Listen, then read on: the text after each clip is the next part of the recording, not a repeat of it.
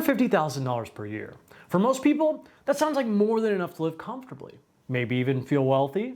But here's the surprising truth. In almost half of US states, a household income of $150,000 still falls right in the middle of middle class. Now, how's that even possible? How can an income that would have made you upper class a generation ago now barely qualify as middle class? The answer comes down to rising costs, shifting definitions, and geography.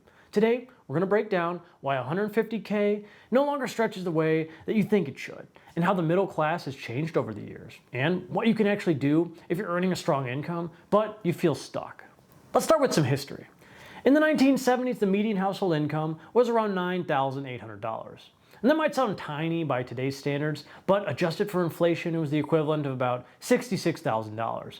Meanwhile, the median home cost only $23,000, or about 3 to 4 times the median income. That meant that one parent could often support an entire household, buy a home, raise kids, and still have some breathing room left over. Compare that to today, the median household income is just over $106,000, while the median home price is over $416,000. That's nearly 7 times income. The math simply doesn't work the way it once did, and that's why a 6-figure household often feels squeezed. Now, add in the generational perspective. Baby boomers entered the workforce when college tuition was cheap. Interest rates were higher, but home prices, they were far lower, and healthcare costs were quite manageable.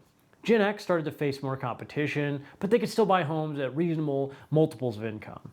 Millennials and Gen Z, they're hit with record tuition, student debt, home prices that have exploded far faster than wages. For younger generations, $150,000 does not feel like prosperity. It feels like survival.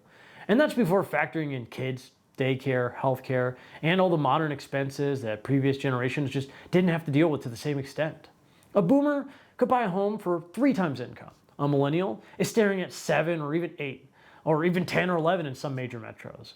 And the difference alone explains why the middle class feels hollowed out. So, what actually defines middle class? Pew Research Center's is a standard definition. A household is middle class if it earns between 2/3 and double the national median household income. Right now, the median is about $106,000. And that means that the middle class falls somewhere between $70,000 on the low end and $212,000 on the high end. So yes, $150,000 household income still lands inside the middle class. But the experience of living on $150,000 varies widely depending on where you live. Let's zoom in on housing, because it's such a core part of the middle class definition. Lenders have long used what's called a 28% rule. That means that your mortgage should not exceed 28% of your gross or pre-tax income. On $150,000 a year, that works out to about $3,500 a month. On paper, sounds fine. But with today's home prices in many cities, and the mortgages are well above that threshold. In fact, in California, the average mortgage payment now tops $4,500 a month. That means that even with a $150,000 household income, you would technically be overextended according to traditional lending standards. Compare that to a state like Ohio, where the median payments are under $1,500. That same income looks totally different in those two markets. The down payment price also deserves some attention. Today, the average down payment on a median home is over $54,000. And for the average household, that represents about half a year's of income saved before they've even moved in. In the 70s, that ratio was closer to just 10 or 15% of the annual income. And that's why so many first-time homebuyers today feel locked out of homeownership, even with strong incomes. And it's not just about housing. Let's look at inflation category by category. According to recent data, auto insurance is up 75% in just 5 years. Groceries are up over 20%. But within that, some staples have jumped far more. Eggs at one point doubled, beef is up over 30%, milk and bread and the basics that every family buys are noticeably more expensive. Energy costs are another constant drain. The average electricity 25% since 2019, and natural gas has followed the same path. Healthcare premiums for family plan can run $1,200 a month, and that's with the employer coverage. And even child-related costs like daycare have gone through the roof, averaging more than $1,000 a month per child. A 2-child household can easily spend $24,000 a year just on daycare, which is almost the entire salary of someone earning minimum wage. Now, when we lay out the numbers this way, it's easier to see why a household earning $150,000 can still feel squeezed. Geography adds in another layer. In San Francisco, a household making $150K can barely get by. Housing alone consumes almost all of it. In New York City, childcare and rent can turn a $150,000 paycheck into paycheck-to-paycheck living. Miami's another example. Incomes there lag the national average, but housing costs have surged with new demand, making $150,000 feel stretched. In Austin, a city once considered affordable, median home prices doubled in a decade. And six-figure households now feel pressured just to cover the basics. On the other hand, in places like Kansas City, Nashville, or parts of Texas, the same incomes, they stretch way further. A mortgage might only be $1,700 a month, and other costs like groceries and gas are far lower. Rural areas, they take it even further. In some parts of the Midwest, $150K puts you well above the average and allows for real savings.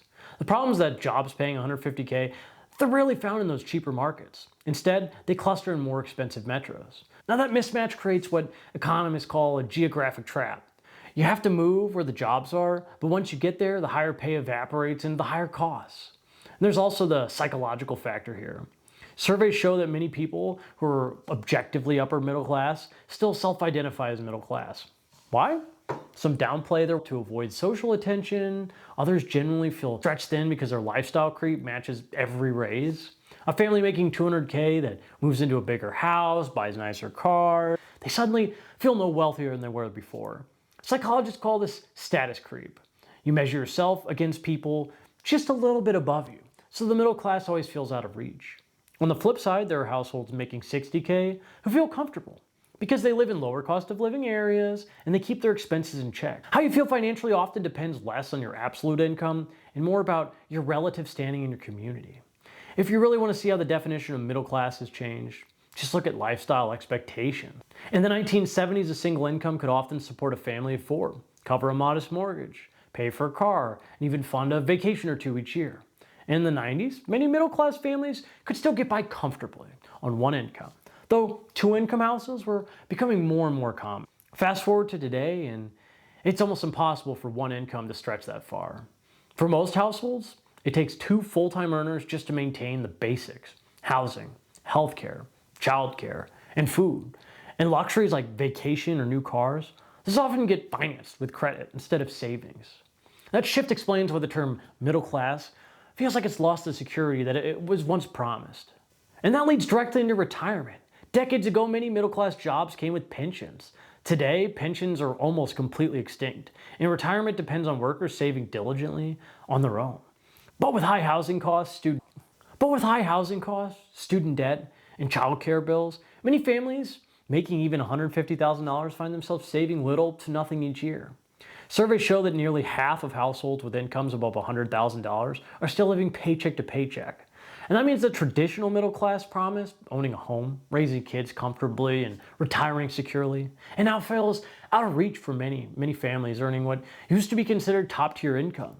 So what can you actually do if you're in that $150,000 range but you feel broke? One strategy is to shift where you live versus where you earn. Remote workers who earn a coastal salary but live in a lower cost of living area can double or even triple their effective purchasing power. And this is why the digital nomads in places like Thailand, Bali, or even small town America can save far more aggressively than their peers in San Francisco. Another strategy is job mobility. People who switch jobs every couple of years consistently report 20 to 30% pay bumps compared to the 3% raises at the same company. Over a decade, that difference compounds into hundreds of thousands of dollars. And finally, there is investing. Putting $500 a month into a Roth IRA for 30 years at an average stock market return builds over $600,000. Maxing out your yearly contributions gets you closer to $2 million. And those are life-changing numbers, but they only happen if you start early and you stay consistent. The bottom line is this: $150,000 household income is middle class on paper, but the middle class itself is not what it used to be. What once meant comfort and security now often just means keeping up. The experience depends on your generation, your location, and your expenses, which is why I want to hear from you. Does $150,000 feel middle class where you live? Or does it feel rich? Or even like a struggle? Drop a comment down below and let's get a real conversation going.